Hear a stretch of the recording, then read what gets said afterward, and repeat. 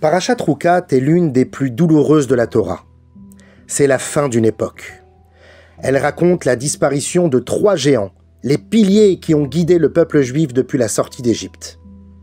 Tout d'abord, Myriam, la prophétesse qui décède le 10 Nissan, ensuite Aaron qui s'éteint le 1er Av, et dans cette même paracha, Dieu qui annonce à Moshe Rabbeinu qu'il ne pourra pas mener le peuple en terre promise à cause de la faute de Meriva lorsqu'il a frappé de son bâton sur le rocher.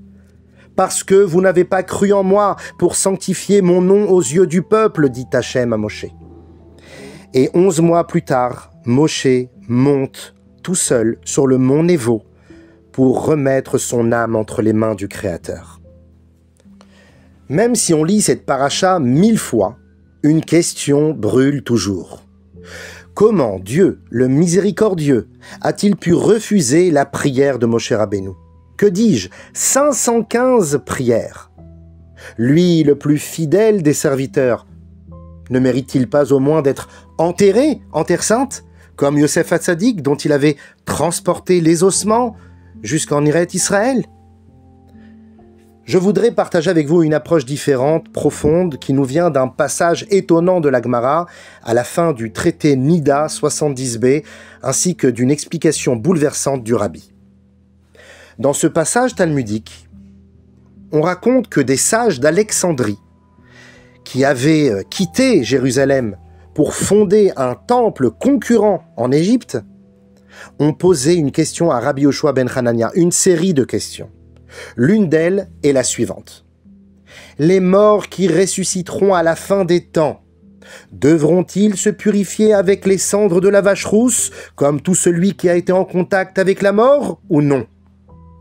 Et Rabbi Yoshua répond d'une manière mystérieuse. Quand ils ressusciteront, on avisera, on verra. Quand Moshe reviendra avec eux, on décidera.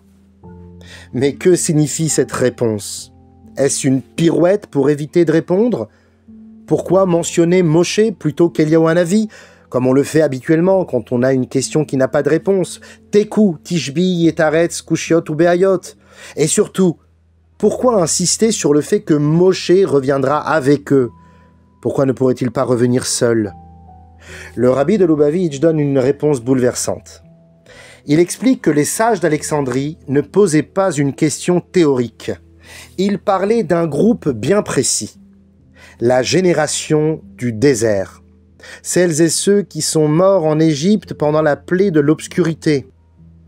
Ceux qui se sont enterrés sous la terre pendant 40 années d'errance dans le désert, tous les Tisha B'Av, et ainsi que la tribu d'Éphraïm, qui a été décimée lorsqu'ils ont voulu sortir d'Égypte un peu plus tôt, 30 ans avant la Géoula, par les Philistins. Les ossements desséchés, Atsamot Ayeveshot. Ceux qui étaient restés en Égypte, mais également ceux qui sont sortis d'Égypte, mais étaient morts dans le désert, sans avoir eu le droit d'entrer en Israël.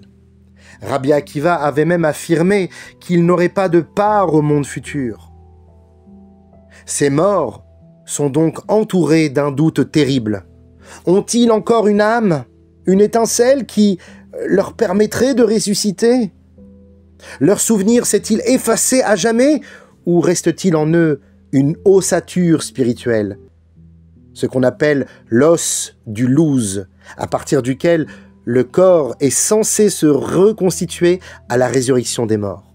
Voilà la question des sages d'Alexandrie. Et c'est là que la réponse de Rabbi Yoshua prend tout son sens.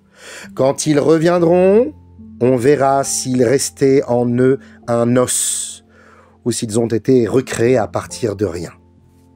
Mais surtout, la deuxième phase de la réponse, quand Moshe reviendra avec eux, car Moshe n'a jamais abandonné sa génération.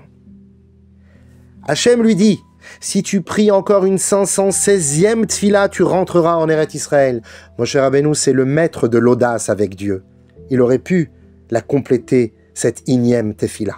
Mais non, il s'arrête là et ne rentre pas en terre d'Israël. Parce que ces 515 tfilot ont été récités pour celles et ceux qui sont restés coincés dans le désert. Il est resté enterré dans le désert avec eux pour être présent au jour de leur résurrection. Il a refusé de quitter ses frères, même après sa mort. Le Midrash nous donne un exemple extraordinaire. C'est un homme qui perd ses pièces de monnaie dans un endroit sombre. Les passants refusent de l'aider à les retrouver. Alors il jette au sol une pièce d'or. Immédiatement, tout le monde vient l'aider à rechercher. Ainsi Dieu dit à Moïse, « Si tu restes dans le désert, toi, l'âme en or, alors les autres ressusciteront grâce à toi. » Ce n'est donc pas une punition de ne pas être rentré en Eretz Israël, mais le plus haut acte de leadership, un chef qui reste avec son peuple même dans la mort. Et là, le rabbi ajoute un éclairage bouleversant. Peut-être que finalement, les sages d'Alexandrie ne parlaient pas uniquement des morts du désert. Peut-être qu'ils parlaient d'eux-mêmes, car eux aussi avaient abandonné Jérusalem.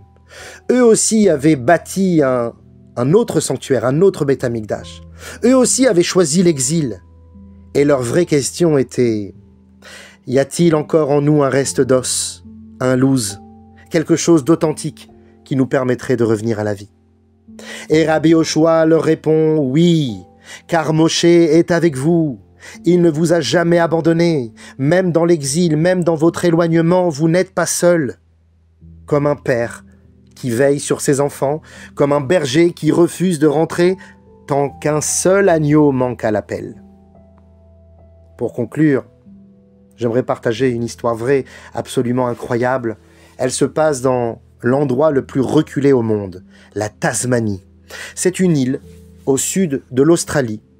Il y a là-bas une petite ville appelée Hobart, où vivait une minuscule communauté juive, 30 personnes. À une certaine époque, ils n'avaient plus de chazan, plus de guide spirituel, plus rien. Alors ils se sont tournés vers un couple israélien, récemment arrivé, Michael et Atara Sofer, deux anciens kibbutznikim du mouvement Hashomer Hatzaïr, farouchement laïcs, qui avaient fui Israël après une dispute avec leur kibbutz. Ils étaient venus s'exiler au bout du monde, en Tasmanie. Ils savaient lire l'hébreu, alors on les supplia de devenir les, entre guillemets, les rabbins du coin. Au début, Michael rit, « Moi, le kibbutznik, qui ne jeûne même pas à Yom Kippour !»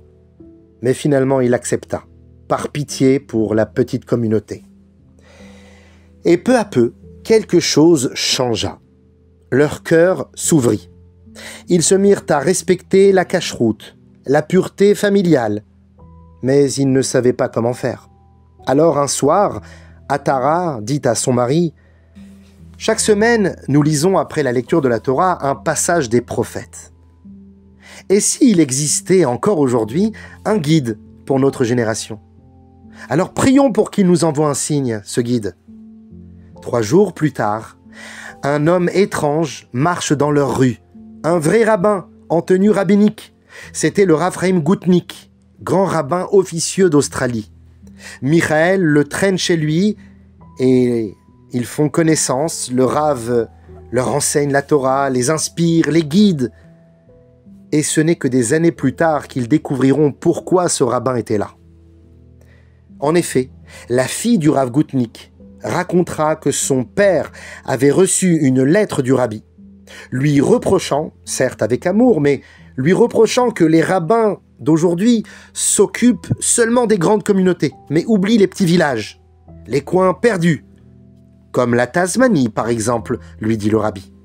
Alors, tout de suite, sans réfléchir, il a pris l'avion. Il ne savait pas pourquoi, il ne savait pas quoi trouver, mais il savait qu'il devait y aller.